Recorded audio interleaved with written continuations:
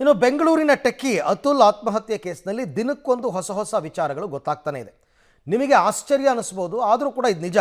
Atul laptop ಮತ್ತು mobile ಪರಿಶೀಲನೆ ಮಾಡಿದಂತಹ ಸಂದರ್ಭದಲ್ಲಿ ಅಚ್ಚರಿ ಸಂಗತಿಗಳು ಬಯಲಾಗಿವೆ.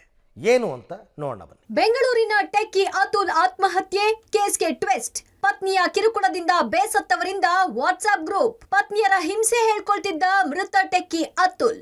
ಹೌದು, ನಿಮಗೆ ಆಶ್ಚರ್ಯ ಅನ್ಸಿದ್ರು ಇದು ನಿಜ. ಇಡೀ ದೇಶವೇ ಒಮ್ಮೆ ತಿರುಗಿ ನೋಡುವಂತೆ ಮಾಡಿದ್ದ ಟೆಕ್ಕಿ ಅತುಲ್ ಆತ್ಮಹತ್ಯೆ ಪ್ರಕರಣ ತನಿಖೆ ನಡೆಸ್ತಾ ಇರುವ ಪೊಲೀಸರಿಗೆ ಇಂತಹದೊಂದು ಇಂಟ್ರೆಸ್ಟಿಂಗ್ ವಿಚಾರ ಗೊತ್ತಾಗಿದೆ. ಅತುಲ್ ಲ್ಯಾಪ್ಟಾಪ್ ಮತ್ತು ಮೊಬೈಲ್ ಪರಿಶೀಲನೆ ವೇಳೆ ಅಚ್ಚರಿ ಸಂಗತಿ ಬಯಲಾಗಿದೆ.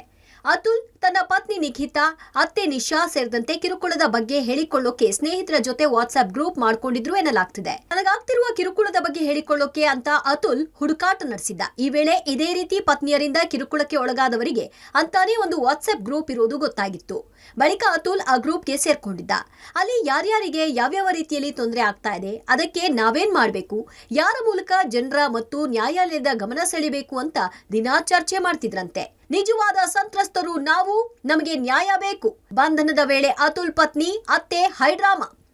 ಇದು ಮತ್ತೊಂದು ರೀತಿಯ ಹೈಡ್ರಾಮಾ. ಟೆಕ್ಕಿ ಅತುಲ್ ಆತ್ಮಹತ್ಯೆ ಮಾಡಿಕೊಂಡ ನಂತರ ತಲೆಮರೆಸಿಕೊಂಡಿದ್ದ ಅತುಲ್ ಪತ್ನಿ, ಅತ್ತೆ ಬಾಮೈದನನ್ನ ಮಾರ್ತಹಳ್ಳಿ ಪೊಲೀಸರು ಬಂಧಿಸಿದ್ರು.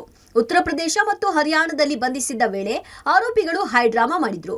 ಈ ಪ್ರಕರಣದಲ್ಲಿ ನಿಜವಾದ ಸಂತ್ರಸ್ತರು ನಾವು, ನಮಗೆ ಅನ್ಯಾಯವಾಗಿದೆ, ದೌರ್ಜನ್ಯದ ವಿರುದ್ಧ ಕೇಸ್ ದಾಖಲಿಸಿದ್ದೇ ತಪ್ಪ, ನಮಗೆ ನ್ಯಾಯ ಕೊಡಿಸಿ ಅಂತ ಪೊಲೀಸರ ಮುಂದೆ ಹೈಡ್ರಾಮಾ ಮಾಡಿದ್ದಾರೆ. ಮೂವರನ್ನ ಹೇಗೋ ಮಾಡಿ ಬೆಂಗಳೂರಿಗೆ ಕರೆತಂದ ಪೊಲೀಸರು ಪರಪ್ಪನ ಅಗ್ರಹಾರ ಜೈಲಿಗೆ ಬಿಟ್ಟು ಬಂದಿದ್ದಾರೆ. ಒಂದು ಕಡೆ ಪತ್ನಿಯರ ಕಿರುಕುಳದಿಂದ ಬೇಸತ್ತವರೇ ಗ್ರೂಪ್ ಮಾಡಿಕೊಂಡು ನ್ಯಾಯಕ್ಕಾಗಿ ಹೋರಾಟ ಮಾಡ್ತಿದ್ದಾರೆ. ಮತ್ತೊಂದು ಕಡೆ ನಮಗೆ ಅನ್ಯಾಯವಾಗಿದೆ ಅಂತ ಮಹಿಳೆಯರು ಕೂಡ ಗಲಾಟೆ ಮಾಡ್ತಿದ್ದಾರೆ. ಅಸಲಿಗೆ ಯಾರಿಗೆ ಸಮಸ್ಯೆ ಆಗ್ತಿದೆ, ಅದಕ್ಕೆ ನ್ಯಾಯಾಲಯವೇ ಪರಿಹಾರ ನೀಡಬೇಕಿದೆ. Umesh, crime bureau, public TV.